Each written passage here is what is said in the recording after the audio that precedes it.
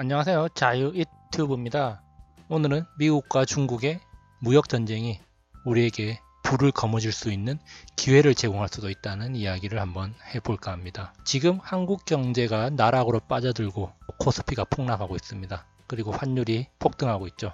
무역전쟁에서 중국이 카운터 펀치를 맞으면서 한국도 쌍코피를 흘리고 있는 상황입니다. 자, 그런데 이게 우리에게 불을 거머쥘 수 있는 일생일대 기회를 준다니 무슨 말인가? 참 의아해 할 수도 있는데요.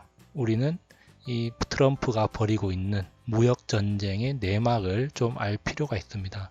물론 그 이야기를 다 하려면은 1시간, 2시간 더 모자라기 때문에 핵심만 짚고 넘어가면서 어떻게 우리가 불을 거머쥘 수 있는지 포인트를 한번 맞춰서 이야기를 해보도록 하겠습니다.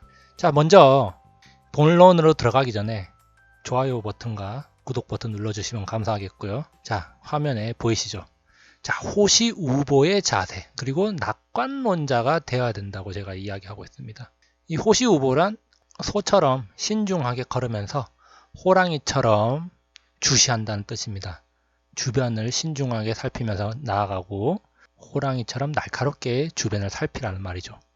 그러면서 낙관론자가 되어야 됩니다. 우리 경제가, 세계 경제가 망한다는 생각하면 절대 부자가 될 수 없습니다. 지금 이렇게 힘들고 나락으로 빠져들고 있는 경제지만 반드시 살아날 것이다. 그리고 나도 거기에서 부를 취할 수 있을 것이다 라고 생각을 해야 됩니다. 자, 부자가 되려면 낙관론자여야 된다. 부자 아빠, 가난한 아빠의 저자 로버트 기요사키가 한 말인데요. 저도 이 말에 크게 공감합니다. 비관론자들은 항상 미래에 대한 불안감, 비관 때문에 부자가 될 수 없습니다. 하지만 낙관론자들은 미래가 더 좋아질 거라고 생각하고 지금의 위기가 나중에 긍정적인 상황으로 바뀔 수 있다고 생각하기 때문에 부자가 될 기회를 잡을 수 있습니다. 그렇지만 지금 경제 위기 상황, 우리 같은 서민들 어떻게 살아남아야 되냐? 참 힘들 수도 있습니다. 투자는 자시고 지금 내가 먹기 살기도 힘듭니다. 그렇기 때문에 이 경제 위기 상황을 서민이 어떻게 살아남을 것인가에 대한 과거에 제가 올려놓은 적이 있는데요. 한번 살펴보시면 조금이나마 도움이 될 거라고 생각하고요. 자, 그러면서 올 연말 또는 내년 초까지는 생존을 반드시 하십시오.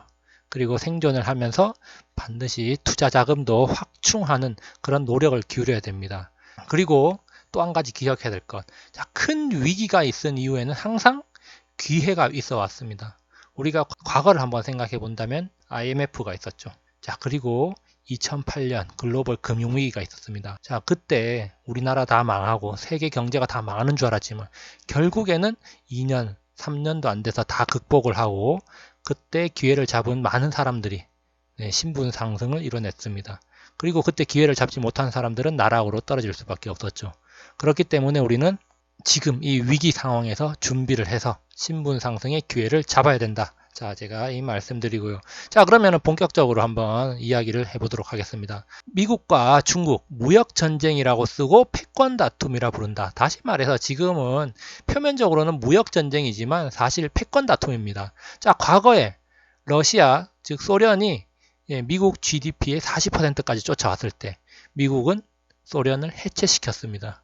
자, 그리고 일본이 미국 GDP의 40%를 넘어갔을 때, 자, 플라자 합의를 통해서 일본을 무너뜨렸죠. 물론, 그때 일본이 무너진다고 아무도 생각하지 못했습니다. 왜? 일본은 부동산과 주식이 엄청난 호황을 이뤘고, 버블의 단계에 이르렀습니다. 그리고 나서 잃어버린 20년을 지나고 이제 서서히 다시 일본이 살아나고 있죠. 다시 말해서 미국 GDP의 40%를 넘어선 나라들은 다 양털 깎기를 당하는 겁니다. 자, 그래서 중국도 이제 양털 깎기의 대상이죠. 훨씬 지났습니다. 중국은 2010년에 이미 미국 GDP의 40%를 넘어섰습니다. 그래서 양털 깎기를 그때 당했어야 됐지만 글로벌 금융위기가 터지면서 양털 깎기를 당하지 않았죠. 자, 그리고 2018년 미국 GDP의 69%에 이르렀습니다. 그리고 중국은 지금 글로벌 경제에 막강한 영향력을 펼치고 있죠. 그렇기 때문에 지금 미국과 중국의 무역전쟁이 전 세계적으로 상당히 파급력을 미치고 있습니다. 그리고 중국도 그걸 알고 있기 때문에 순순히 물러서지 않고 있죠. 그렇지만 트럼프가 누굽니까? 세계 최고의 장사꾼입니다. 그리고 세계 최강대국의 대통령이죠. 많은 카드를 쥐고 있습니다. 그에 비해서 중국은 카드가 별로 없습니다. 무역전쟁을 빌미로 중국에 대한 양털 깎기가 진행됐다. 이렇게 봐야 될 겁니다. 중국은 최근 몇 년 동안 1대1로와 밀어내기 전략을 통해서 전 세계에 영향력을 뻗치고 있는데 미국이 그거를 막아서고 있는 거라고 할 수가 있겠습니다. 자, 그렇다면은 지금 최근의 상황을 이야기해 보겠습니다. 자, 최근 2019년 5월 9일에 미국과 중국이 무역 협상이 결렬됐습니다. 자, 그러면서 중국은 자신들의 자존심을 버릴 수 없다. 미국의 요구를 수용할 수 없다라고 말했죠. 그래서 미국은 관세를 부과한다고 했습니다. 무려 25%로 올리겠다고 말했죠. 그것도 전 품목에 대해서 올린다고 했습니다. 자, 여기에 대해서 중국이 보복 조치를 한다고 했는데 사실 중국의 카드는 별로 없습니다. 오늘 나온 뉴스를 보니까 애플 아이폰의 판매를 중단시키겠다. 관세를 부과하겠다. 그렇지만 사실 그것들은 큰 효과를 발휘하지 못합니다. 결국에는 중국이 미국 농산물에 대해서 관세를 높인다면은 중국 물가가 오를 수밖에 없습니다. 자, 그러면 중국 내수 물가가 오르게 되면은 중국 정부 당국으로서도 상당히 불리한 위치에 서게 되는 겁니다. 그리고 아이폰 판매 금지 조치만으로 과연 미국이 쫄 것인가? 자, 우리나라의 경우 생각해 보면은 사드 배치 때문에 롯데가 철수했죠. 그리고 현대차의 경우에도 사실상 불매 운동 때문에 판매가 상당히 저조했습니다. 그렇기 때문에 사실상 중국이 쓸 수 있는 카드는 별로 없다는 것을 누구나 다 알고 있습니다. 그렇지만 중국으로서는 최대한 버텨야 되는 상황이죠. 왜? 자기들도 자존심이 있고 과거에 일본이 어떻게 당했는지, 소련이 어떻게 당했는지를 잘 알고 있기 때문이죠. 그래서 지금 중국은 최대한 피해를 줄일 수 있는 방안을 연구하고 있지만 미국은 자신들의 힘을 이용해서 중국을 최대한 압박하고 있는 겁니다. 특히 미국이 이렇게 중국을 압박할 수 있는 이유, 지금 미국 경제는 최대 호황을 이루고 있죠. 골디락스 경제에 진입했다는 이야기도 많습니다. 자, 골디락스 경제란 물가 상승이 없이 이상적인 경제 성장을 이루고 있는 상황을 말합니다. 미국의 인플레율은 2%에 미치지 못합니다. 오히려 인플레율이 너무 낮아서 문제라는 말도 나오고 있습니다.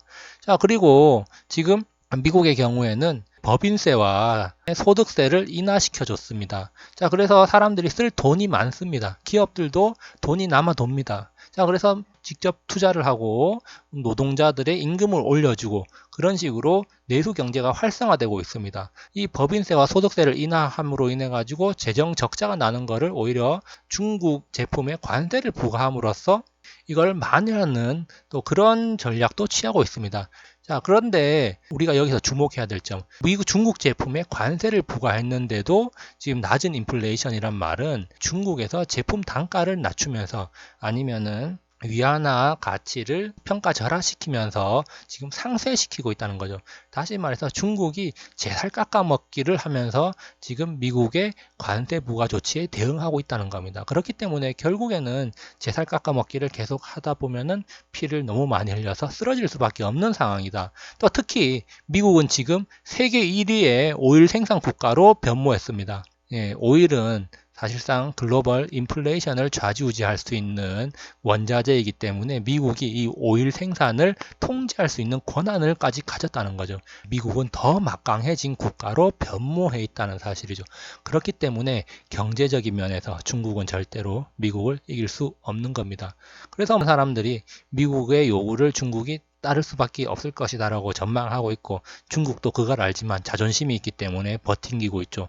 그리고 잘 알고 있습니다. 과연 미국의 요구를 다 들어주면 자신들이 어떻게 될지. 그래서 뒤로 짱구를 굴리면서 지금 어떻게 해야 되는가를 고심하고 있을 뿐이지 결국에는 시간 문제라는 사실 우리가 이제 기억을 해야 됩니다. 자, 그래서 우리가 중요하게 눈여겨봐야 할 건 미국이 중국에 요구하고 있는 여러 가지 사항들이 있습니다. 그 중에서도 핵심적인 것, 바로 지적 재산권을 보호하는 것, 바로 IT 기업들이 중국에 진출했을 때 여러 가지 특허권이나 지적재산권을 보호받을 수 있어야 된다는 거. 지금은 합작회사를 만들면 기술 이전을 강요하고 있는데 그런 것들을 금지해라 라고 말하고 있고 가장 핵심적으로 금융시장을 개방하라는 것이죠. 자, 우리가 잘 생각해 보면 IMF 때 결국에는 IMF 구제금융을 받으면서 어떻게 됐습니까? 우리나라 금융시장을 전면 개방하게 되는 거죠. 그리고 외국 자본들이 물밀듯이 들어왔습니다. 이 금융시장을 개방하게 된다는 말은 외국 자본들이 직접 투자를 할 수 있게 되고 마음대로 현금 인출이 가능하도록 바뀐다는 겁니다. 자, 지금 현재 중국은 기업들이 투자를 하고 나서 현금 인출을 마음대로 할 수가 없습니다. 중국에서는 외국 자본이 쉽게 중국에서 돈을 빼나갈 수 없는 구조로 되어 있습니다. 그렇기 때문에 미국에서는 이런 것들을 다 해체시키려고 하고 있는 거죠. 자, 그래서 만약에 이것들이 해체된다면은 미국의 거대 자본들이 중국에 침투를 하게 되고, 그리고 당연히 이렇게 침투를 하게 되면은 주식과 부동산 등 자산의 버블이 형성되기 시작합니다. 물론 처음에는 이것들이 버블인지 모르겠죠. 서서히 올라가니까. 그러면 이렇게 서서히 주식이 오르고 부동산이 오르고 그러면은 경제가 호황인 것처럼 착각을 하게 되죠. 왜?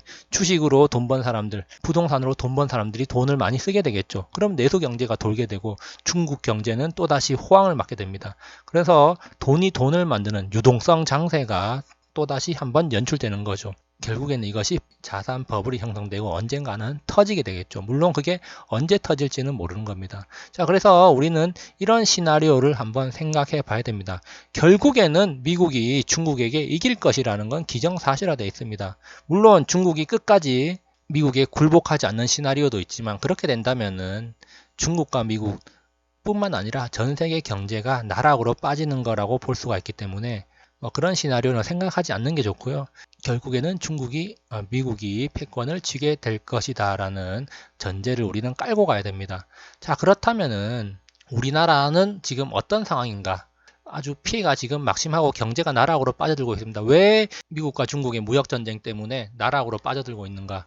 바로 우리나라의 수출 1위 국가가 중국이고 2위 국가가 미국입니다. 자, 그런데 지금 중국이 무역전쟁 관세를 때려 맞으면서 경기가 안 좋아지고 있죠. 그 다음에 향후 경제에 대한 불안감이 높아지다 보니까 당연히 우리나라에도 피해가 갈 수 없습니다. 자, 그래서 무역전쟁의 가장 큰 피해국, 물론 당사국을 제외한 나라 중에서는 한국이 가장 큰 피해 국가라는 겁니다. 근데 다시 한번 역으로 생각해보면 만약에 중국 경제가 금융 개방이 돼서 자산 버블이 나타나고 경제 호황이 나타났다. 그렇다면은 가장 수혜도 한국이 받을 수 있지 않을까. 자, 이런 생각을 하게 됩니다.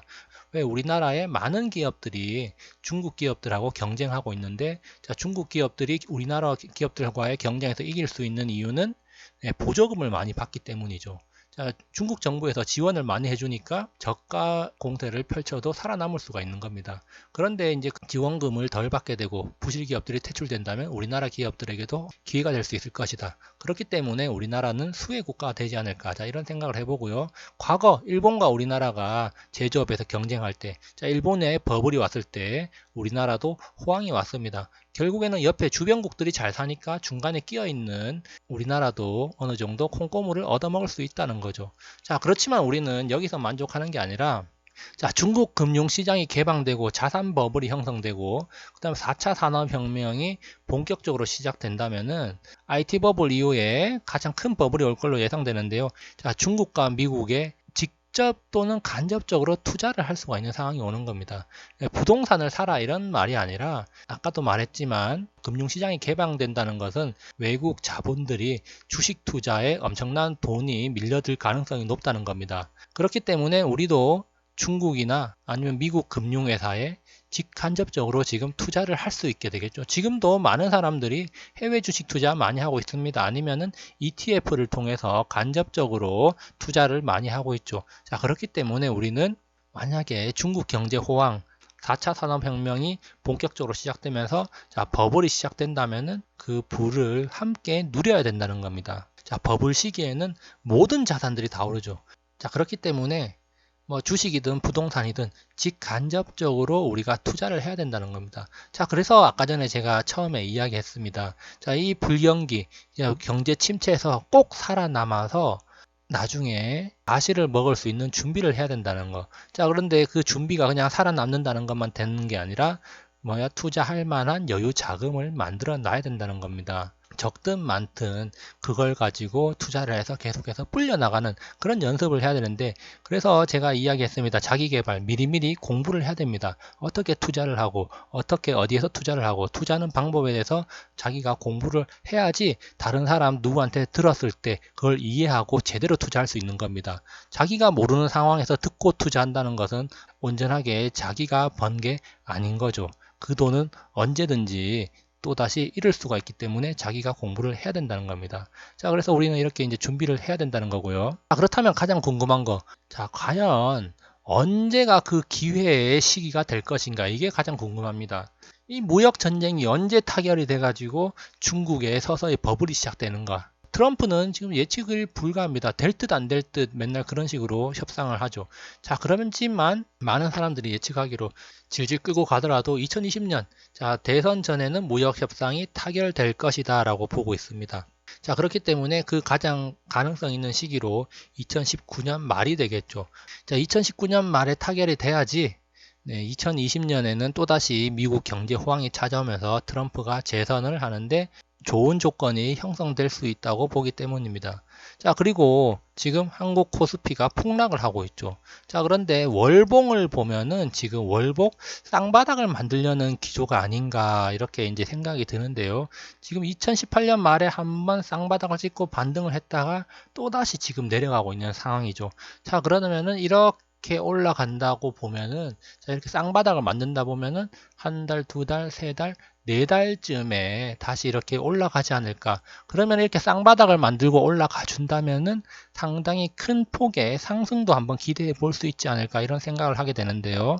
그 시기가 그래서 한 3, 4개월 정도는 걸리지 않을까 이런 생각을 해봅니다. 자, 지금이 5월이니까 3개월이면은 8월에서 9월 정도가 되겠네요. 자, 그러면은 이 2019년 하반기 바로 무역 협상이 타결될 쯤이 되지 않을까. 자, 이런 생각을 한번 해보고요. 자, 그래서 그때 돼가 되면은 약달러가 진행되지 않을까. 자, 이런 생각도 한번 해보게 됩니다. 자, 어쨌든 무역 협상의 타결의 핵심은 바로 금융시장 개방에 있다는 겁니다. 뭐 이렇게 금융시장이 개방이 되면 바로 직접 투자가 증가하게 되면서 중국 증시와 부동산 시장이 버블이 한번 또 찾아오지 않을까. 자, 이런 기대를 한번 해보고요.